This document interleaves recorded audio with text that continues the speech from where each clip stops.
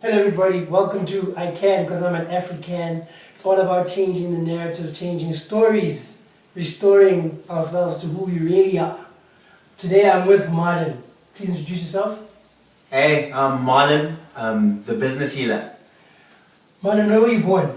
I was born in Noordgesig, here near Soweto. I know Noordgesig, not far from Highgate. Yes. Very Okay, close. great. Where were you in 1998? Give us a story from that time which would indicate what was going on in your life. What were you concerned about in 1998? 1998 for me was a big year. I had gone to the Junior Olympic Games, competed for South Africa, and actually that was soon after big change for us, and politically and obviously socially. Okay. So and at that point in time they wanted to see more black players in the national team, and judo, being me, I competed for judo. I competed for judo at the Junior Olympic Games, and at that time I'd actually come second in the trials for that Olympic qualifier. Okay. And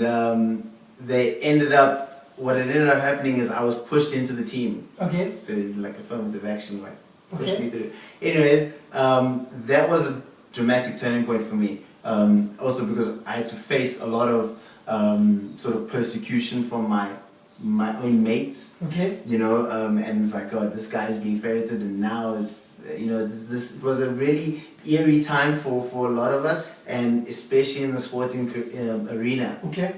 Because it actually, that's what shifted. If I never had that, I don't know where I would have been.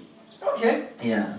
Okay, let's jump in the time machine and move from 1998 to 2008. Right. So where were you 2008? Give us a story from 2008. 2008 was Beijing Olympic Games. That sort of just replanted the seed. So 1998 planted the seed for 2008, competed in the Olympic Games. So you were at Beijing? I was at Beijing. So you go those footsteps you were there? You know, that's the thing, is like, if I didn't have that, I don't know where I would have been, because the guy that beat me in 1998 stopped a year or two later, and I carried on, went on and competed internationally in many tournaments and qualified for the Olympic Games.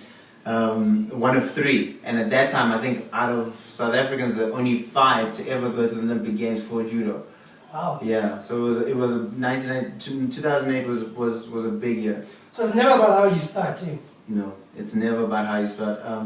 I mean, geez, I would have never figured. I mean, actually that year I quit my job.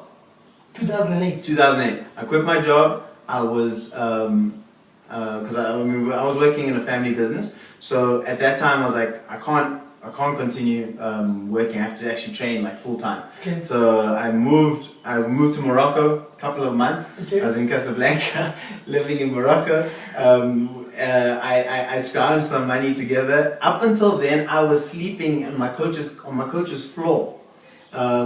This is in Morocco? No. First, okay. Up until then, I was in Pretoria, just sleeping on my coach's floor, running up my credit card bill. I'm well over 60 grand in debt. Okay. And I'll never forget, like, the guy called me, you get these credit, the debt guys call you, and he's like, what are you gonna do? He's like, sir, you need to pay this bill. I'm like, listen, I can't pay the bill because I'm not working. Okay. So I'll pay you when I come back. He's like, where you going? I'm like, listen, I'm going to the Olympic Games. I haven't qualified yet.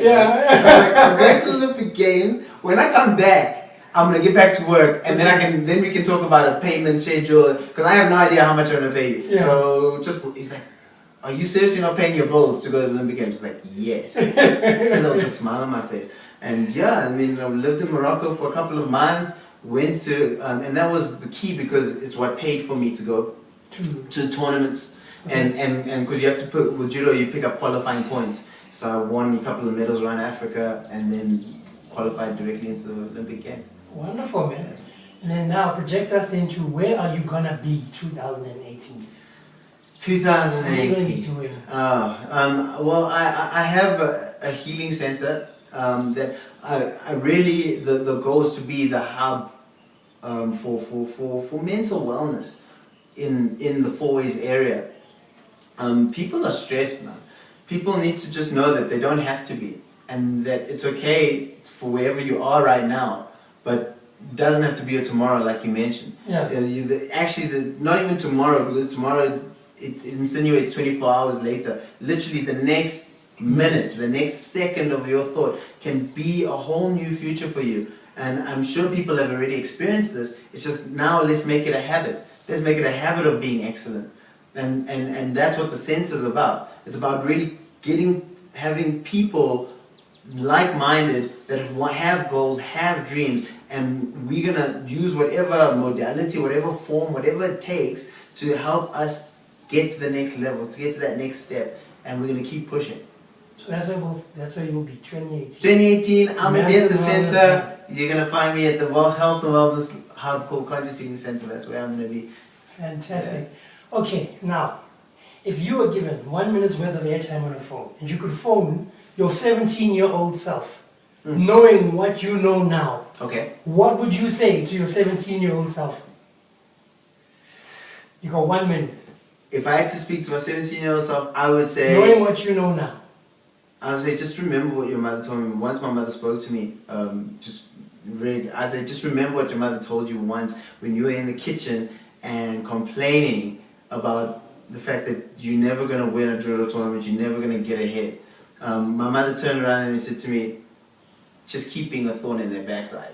And I was like, and I took that to heart. I was like, I'm never going to let anything, whatever I want, I'm always going to go for it. And that moment in the kitchen changed my life forever.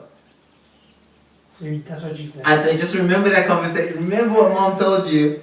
We're in the kitchen after you lost that tournament. Just remember that. Nice. Because that's going to shape your whole future. And that's it. Thank you, Marlon. Really appreciate that, man. Thanks. Thanks, Achara. Thank you, man. Excellent meeting you, talking to you. Cool, man. Connecting. Thank you, brother. Sharp.